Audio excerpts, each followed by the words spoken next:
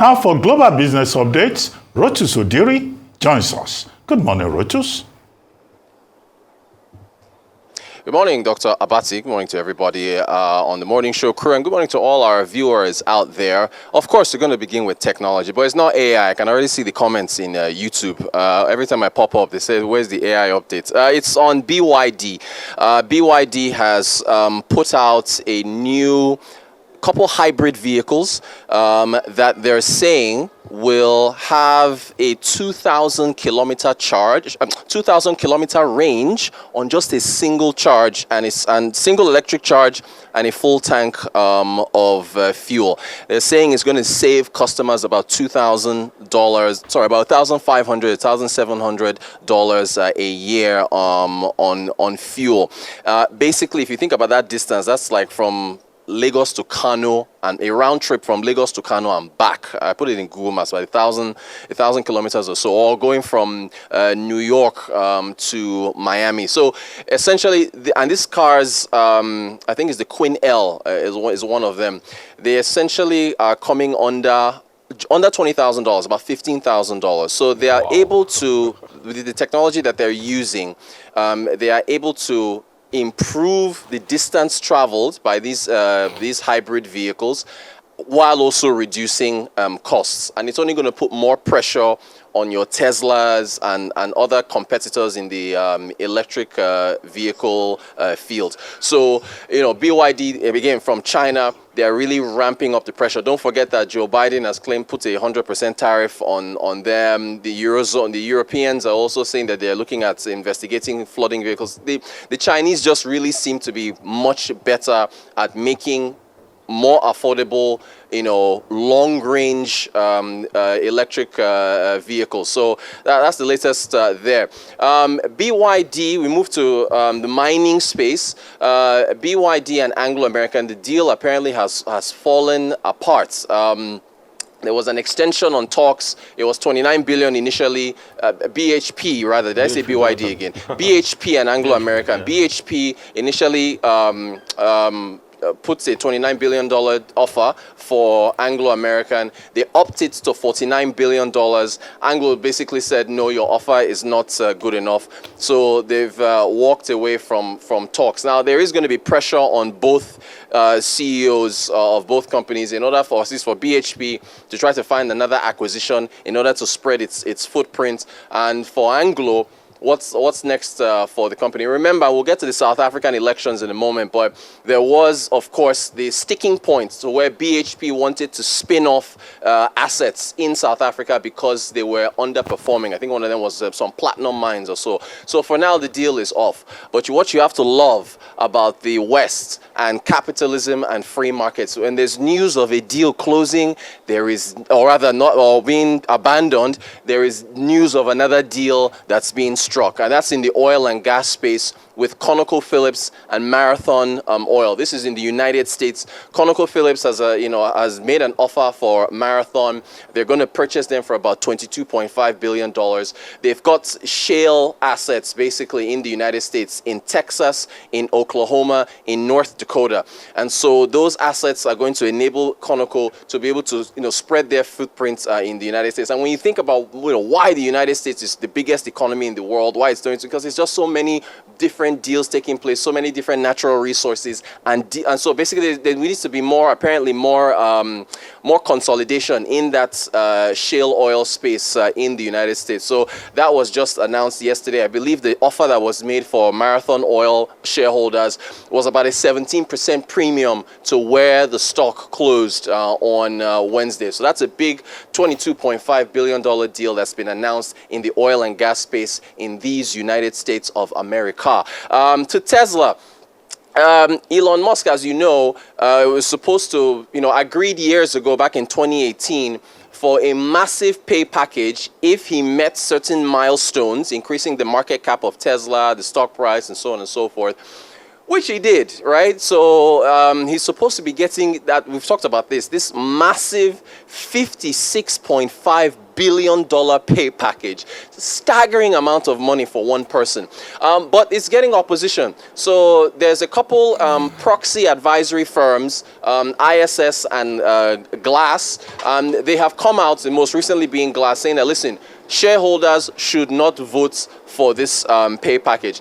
Elon Musk, I think, is feeling the heat because apparently yesterday he took about 14 or 15 major shareholders of Tesla on a tour of one of the gigafactories, I think in Austin, Texas yesterday. So it looks like he's going on a charm offensive to show folks, this is what we're doing. This is why you should, vote yes on that pay package. I think the annual general meeting comes up in June. I think it's the first week of June. That's when it's going to go down. But there's mounting opposition. We're about to listen to Marcy Frost. Marcy Frost is in a company called CalPERS. CalPERS is in the oil and gas space, and they are also a shareholder in Tesla. She was on television the other day saying that they're going to vote no. Here she is. One of the proxy proposals that we will take a serious look at. The team is evaluating it.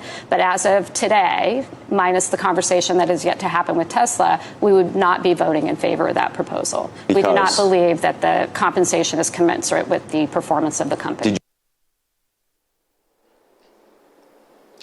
All right, let's talk a little music. Sony Music has put together, I think, a company called Bidco or so. They want to use that, I think it's like a special purpose vehicle, which they want to use to bid for the assets of one of the greatest rock bands of all time, that being Queen. I was listening to a lot of Queen last night. You remember, of course, the big hits like, we will rock you. And then the other one about champions. We are the champions, my friends. You know those big songs now. So Queen has been shopping around their catalog for a while now. They are asking for a $1 billion valuation. So it looks like Sony is in talks to acquire the assets of Queen. And by the way, a little exercise for everybody out there. If you Google Ice Ice Baby by Vanilla Ice, you know that beat that starts Ice Ice Baby, it was actually a Queen song. It was Pressure with Queen and Bob, I think it was Bob David Bowie. Queen and David Bowie. Under Pressure. Queen and David Bowie. So it looks, again, that's right, Rufai, you're my music partner, Neil Young, the Tina Turner estates, the Michael Jackson estates, all these big time music stars are selling out. They're basically, not selling out, selling off their catalogs for a big payday. And apparently, according to estimates, get this, Queen's catalog in terms of streaming revenue and royalties amounts to about $45 million a year. That's how much it brings in. Let's get to South Africa. Voting is underway in South Africa. It was concluded yesterday. Now, just to remind people, it has been estimated that the ANC will lose its majority. But again, I think only about 10% of the votes have been counted. If you look at this IPS Ipsos poll that was taken before the election, you can see the ANC there. The share of the votes that they got in 2019 was 57.5%. For 2024, it's estimated that will fall to 40.2%. The DA was 20.8%. It's estimated it will climb to 21.9%. The EFF at 10.8%, estimated to climb to 11.5%. Again, this was just a poll. Counting is underway as we speak. There were some complaints, seeing voters saying that there were glitches, they had to stay out late, but they said that they will definitely still continue to vote. So we'll see how things turn out, how much of a share of the votes that the ANC loses, and whether or not they will be forced into a coalition government with other parties. So pretty exciting stuff coming out from South Africa. To Nigeria, the Senate is going to be holding a public hearing today on a bill to amend the CBN Act, and it's this thing is really interesting. If you take a look at the details of this act, they essentially want to amend the CBN Act of 2007. They are proposing a monetary fiscal policy committee to be chaired by the Minister of Finance, and it's going to, with what's in the bill, will strip the CBN, get this, of the power to determine interest rates. Also on W&M is Ways and Means. I think that's section 38 of the CBN Act. Remember, as it stands now, you cannot, the CBN is not supposed to lend more than 5% of the prior year's revenues to the government in terms of advancements. But as you know, that has been abused. So what the bill is calling for is that should now be capped at 10% of the prior 3 years revenue. So I suppose you sum up the last 3 years revenues, cap it at 10%. And they are looking at a 21-year prison sentence for breaching Section 38. What I was wondering was, who goes to prison? Is it there's someone at the CBN for breaching it and lending the money to the government? And then is it also the government itself for accepting the money? So, we'll have to see how that all turns out. But the hearing is later on today. And, we encourage a lot of folks to attend that and see how things work out there. But there's been opposition to it. This is a quote from the IMF. The IMF is particularly targeting that committee that's going to be led by the Minister of Finance. Here's what the IMF said. This was in their Article 4 report. They said the envisaged coordinating committee for monetary and fiscal policies chaired by the Minister of Finance could undermine the autonomy of the CBN and its monetary policy committee, which is separately chaired by the governor of the CBN. And we've seen what happened in Turkey, in Venezuela, in other countries where politicians take over the autonomy of the central bank. You've seen what happened to their currencies and so on. That's our update for today. Real quickly, Rotus, I think let's check for some update. I think in the last administration, if my memory serves me right, when we brought to bear that conversation of 5% of the last year's pre-existing revenue, I think the Senate hurriedly increased the ceiling for the government to be able to accommodate that threshold. I think they released it to about 10, it was 15%, if my memory serves me right. So they quickly increased it. But I think this CBN law, I think it should not pass by the Senate. It's very draconian. You can't take the CBN that's supposed to be independent under the Ministry of Finance. What you are doing in effect is you want the CBN to be a subset of the Ministry of Finance, which is not going to work. Things like determining rates should be the purview of the CBN. That's the kind of independence we should have. Because if it's under the Ministry of Finance, the president can as well determine interest rates in this country. And you can allude to the things we had in Turkey, where inflation was going up and the president was pushing interest rate down. And President Tinubu has muted in the past. Interest rate, low, bring it down. If this passes, a case can come that President Tinubu can say, put interest rate at 4% so that business will... These are problems we should look at. Please, I think everybody should collectively go to the public hearing, make their voices, and all the stakeholders should go there. I was happy when you were talking about musical catalogs and estates and all of that. I was super excited about that. The only thing about Ice Ice Baby and Vanilla Ice was also the lip-syncing scandal that happened in the 90s Regasta song. But it just shows you that the creativity of these artists have come to stay, and they can sell their catalog for billions. Bob Dylan, which I'm a big fan of, sold his catalog recently. A couple of other artists are selling their catalogs, to be able to ensure that their estate goes on and on like that. And it's an industry we should also look in Nigeria. So how do we even sell catalogs of the likes of Osadebe? Are all of these things still residents with EMI and Decca Records that own most of these catalogs? What is it like with the future of Nigerian artists? Are Nigerian artists currently signing these? Are they selling all of their catalogs? And for the South African elections, Al Jazz is reporting that after over 11% of the vote counted already, the ANC is having about 42%. Economic Freedom Friday is having about 10% of the vote. The DA is having about over 20%. And the new party, MK Party of Jacob Zuma, is having over 8% of the vote. And that's a good showing for just a new party that was just cobbled together a couple of weeks ago. Why the disintegration of the ANC is happening is also happening because of, the disintegration of parts. If you remember, Julius Malema used to be former youth leader of the ANC. What's it called now? The former president, Jacob Zuma, also used to be in the ANC. And because of all the corruption allegations, he's pulled out and the fight is going on. So the infighting in the AFC is also causing, the fractures within the party, and the party should watch it. But it might just be a hung parliament in South Africa, and they might have to do a deal with the DA, which will bring about more accountability in the system. They've been fixing a lot of the economic impasse. There's been stable electricity in South Africa, which some people will say is because they have elections. That's why Eskom is trying to give them stable electricity. But people are saying, no, the government is saying, no, Eskom is working on all of that. there's been a lot of challenges, unemployment, lack of opportunities for black people. The rainbow nation has not emerged, as it were, since 1994. And those are the challenges, and that's why this election is very pertinent in the hearts of a lot of South Africans. And a lot of South Africans are saying they're going to vote. Despite all the disruptions across the polling unit, there's been major turnout. A lot of people, I was watching South African television yesterday, SABC, where the reporter was saying she had to take permission to be able to go vote herself. So let's see how all of this pans out. Well, still on the South African election, something else that's come out is the digital infrastructure for the transmission and processing of this election. And just to see that, of course, South Africa, when it comes to investment in digital infrastructure, is one of the highest on the African continent. And so with regards to this, they're going to see it play out, and we can watch to see how technology can play a huge role in running maybe better and more transparent elections. And so that's a big deal. There's still talks about investment in the 4G and 5G infrastructure in South Africa. And I say that because we have countries, I won't name anywhere, 4G, 5G is being touted, but we haven't quite seen the evidence of this play out. So just to watch how it is done and how we can use technology. We were talking about it yesterday or 2 days ago, about pre-election voting, how some people, vulnerable groups, are able to vote ahead of time to ensure that they were not disenfranchised. So just to see how that plays out, and very importantly, the role of technology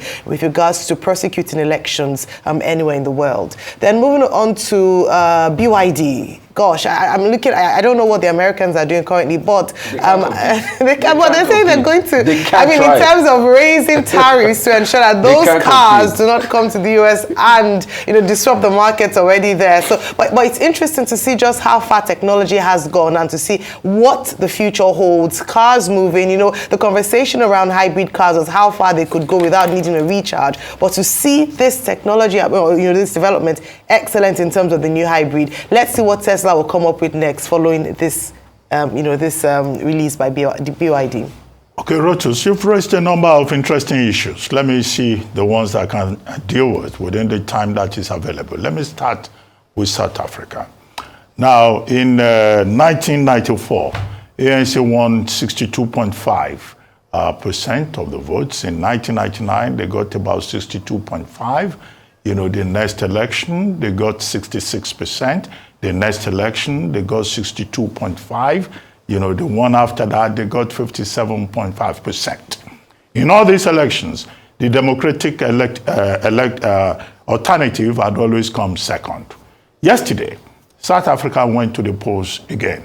Voting ended at 1900 GMT, and 27.9 voters out of a population of about 62 million voters. Turnout was huge, over 66%. In 2019, turnout was 66%, but it was higher yesterday. There were no major disruptions, no major irregularities, but there were power outages in Randburg, a suburb of Johannesburg, in KwaZulu-Natal, in Free State, despite the electricity company assuring everybody that there will be no power outages. But of course, voting continued even after voting time once you were on the queue. And the queue was long, running into kilometers in the various voting centers. What is the big issue in this election?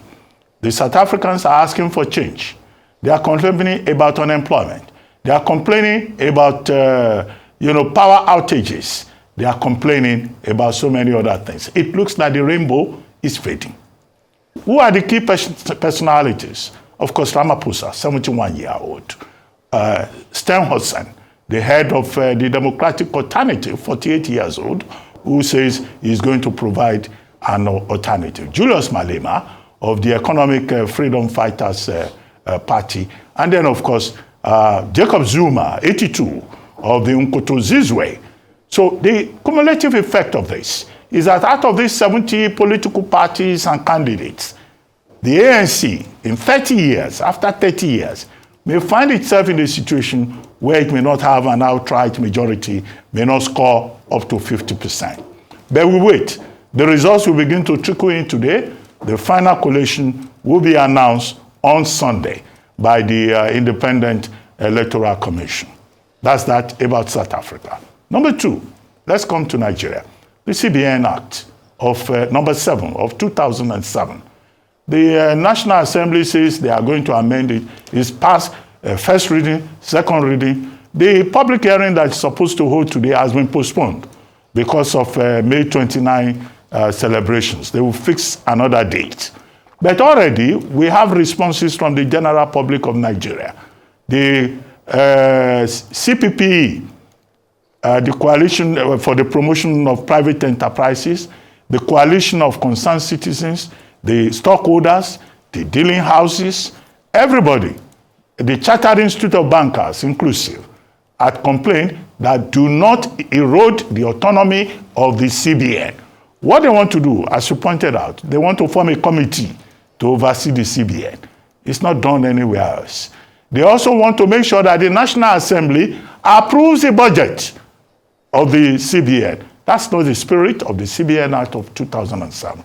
What we need to say to the lawmakers is that they should not, because of their misgivings, either from the executive end or from the legislature, about Emefiele's tenure as CBN governor, then say they will throw the baby away with the bathwater.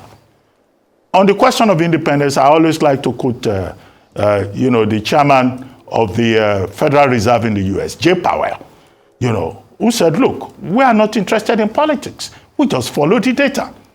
The same thing was said by his England counterpart, who also said, no, we are not into politics. We are an independent body. So the independence of the CBN, we have seen examples in the United States. We've seen it, from Powell to Bailey in the UK, telling us that the CBN is an independent body because it's involved in stability of the economy, monetary policy, giving that to politicians. These politicians who can't even sing the same old national anthem that they have agreed upon, are they the ones that will be determining monetary policy? I don't want the CBN of Nigeria to be handed over to people who don't know their left from their right. Finally, Germany's inflation rate has increased to 2.8%. The ECB, the European Central Bank, is meeting tomorrow and is going to tell us whether they will cut rates or not. Although they have said they will be the first to cut rates, but will they cut rates? Tomorrow, the U.S. Federal Reserve is expecting PCE, Personal Expenditures Index, which is the preferred gauge for inflation in the United States. So the markets are already responding ahead of tomorrow. It's gone red in Asia. The yields have gone down. Everybody's anticipating. But when will these rate cuts come? Nobody knows. So we should follow the example of central banks elsewhere, where it is data that drives, not sentiments. Not Emefiele did this, let us cut the CBN down to size. That's not how to run a country, in my opinion. Thank you. Well, thank you very much, Rotus. See you at 11 for Global Business Report.